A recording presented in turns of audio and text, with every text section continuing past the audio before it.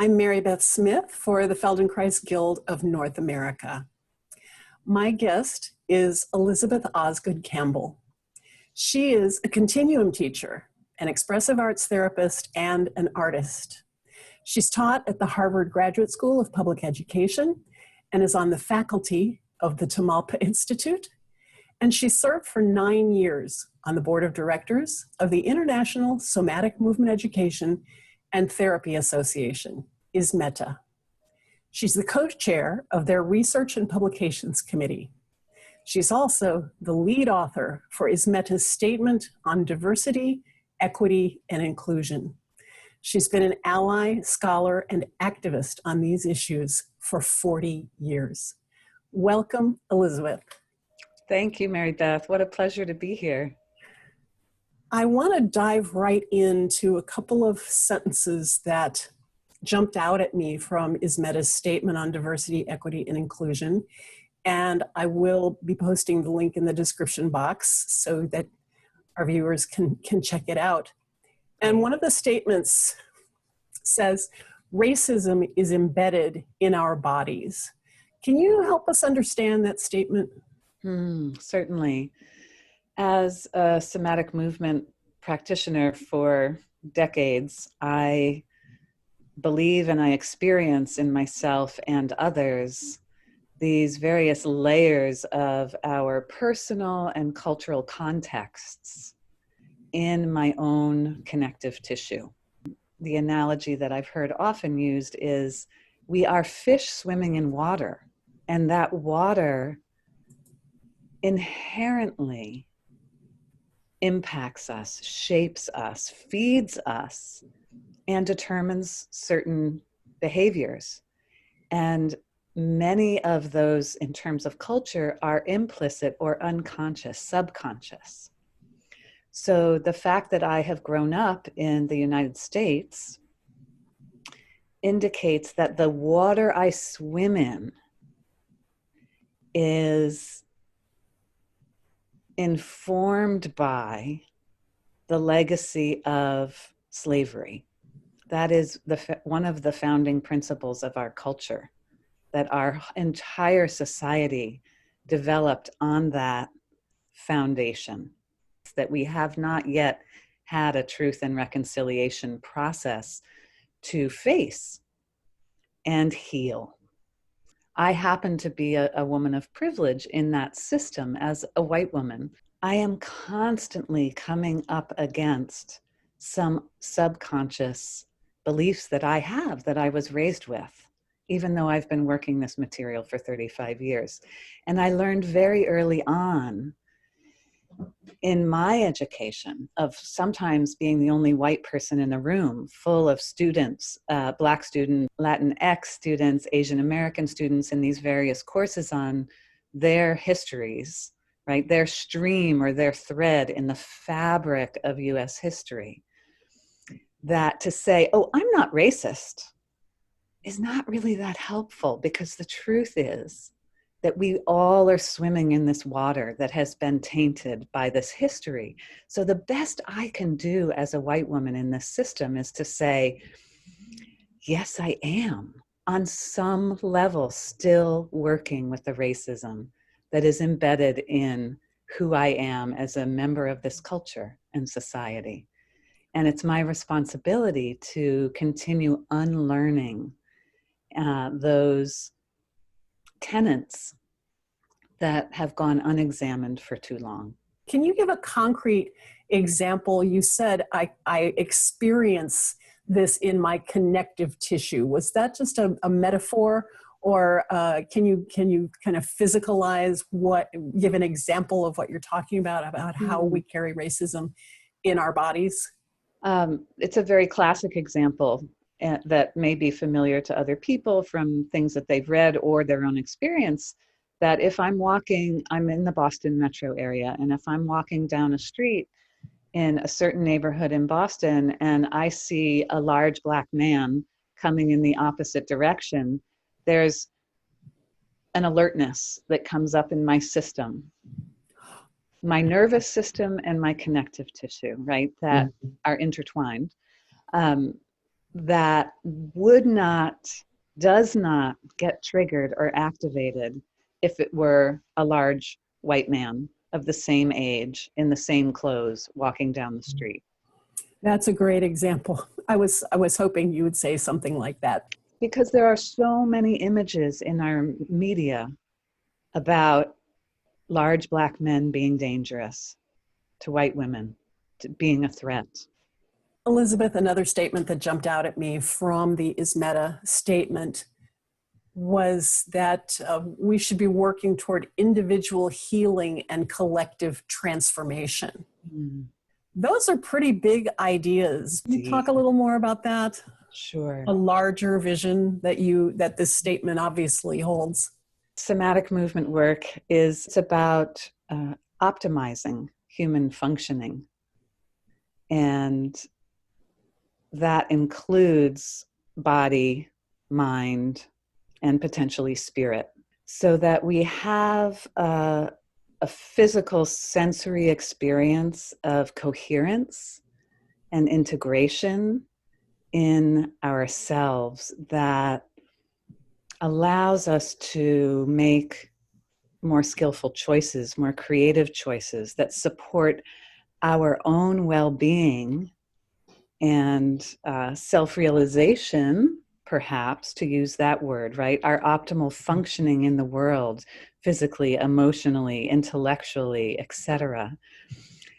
And because we are embedded in these systems, we are not separate solo individuals as much as there is this ethos of rugged individualism in US culture. It's not the reality. None of us exists as a solo entity. We are integral parts of these systems, so that as we become more coherent and integrated in ourselves, we then interact and contribute to the systems we participate in on a different level, with more skill, with more life-giving, affirming creativity. And when multiple individuals within a system are doing this work, my belief is that the system itself begins to shift, because just as we are living organisms, the systems we participate in are also living organisms. That statement has a lot of resonance for me as a Feldenkrais practitioner, because we're always talking about how we and the environment that we find ourselves in are always responding to and forming each other. And one of the things in our environment on this planet is gravity. Yes. And gravity is different for Black folks in our culture, it seems. So, Elisabeth, I want to ask you, why is the diversity, equity, and inclusion statement urgent? Well, it seems that there's a shift happening in our cultural consciousness, our awareness of these issues that have existed for 400 years.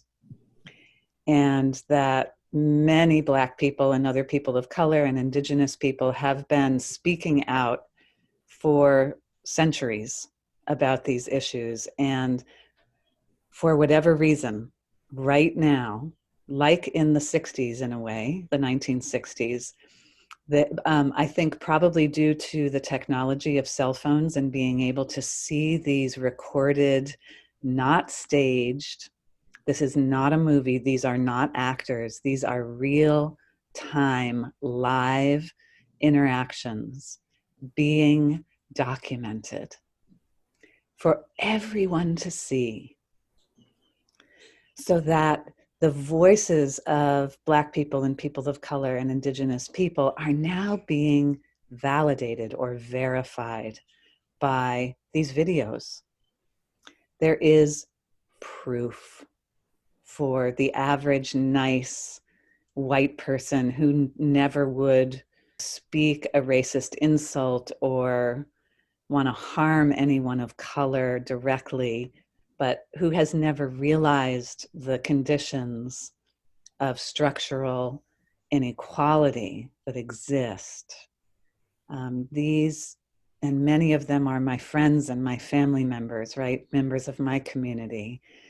There is finally a shift happening through these videos, this technology, where we get to see firsthand what's happening in so many places that are just outside of the sphere of our own movements in the social world, right? So we're getting these windows into this reality that has always been there, but many, many, many of us have never seen. And so the cultural, social tolerance has been shaken. It's been, there's been a disturbance that has rippled through the cultural awareness. And it seems now is the time to take action organizationally, to commit to individual and collective change around these patterns that are violent and contrary to not only our somatic principles that we hold as professionals, but actually on a larger scale, the philosophy upon which this country was built. You acknowledge in the ISMETA Statement that the somatic world is overwhelmingly white and that our clients are mostly white. That's certainly true in the Feldenkrais world. And I've been thinking about how, you know, if someone comes and sits on my table and they look fine, but they're experiencing all of this pain, I'm going to pay attention to their story and their lived experience and start with them from their lived experience. And it's very curious to me to see people who in this other context are willing to say, oh, that story of lived experience is not anything I need to take into consideration. Elisabeth, to our nice white people, you know, so many of us in our field who might say, I feel bad about everything that's happening. I know I'm not racist. I'd welcome anyone of any color to my practice, but I really haven't had that many, come to think of it. I just don't see how this issue affects me. Isn't this just some PC BS? What's your call to action to somatic practitioners? I appreciate the question so much because in any field, I think there is a risk or a danger and definitely a tendency to become somewhat self-focused and, dare I say, self-absorbed. And I don't mean that in a judgmental way. I intend that to be a call to action beyond our own individual spheres of practice and community. And the fact that these circumstances, these inequities have existed for centuries, since the beginning of this country, quite literally before the Revolutionary War.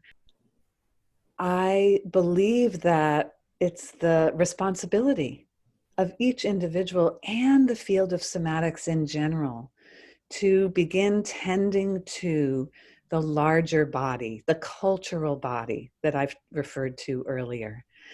Because we are not these solo entities, right? Existing in a vacuum or just within the circumscribed territory of our own small lives. We are members of a larger body. And just as we tend to integration and connections and alignment within individual bodies, I believe we need to tend to realignment in the larger cultural body.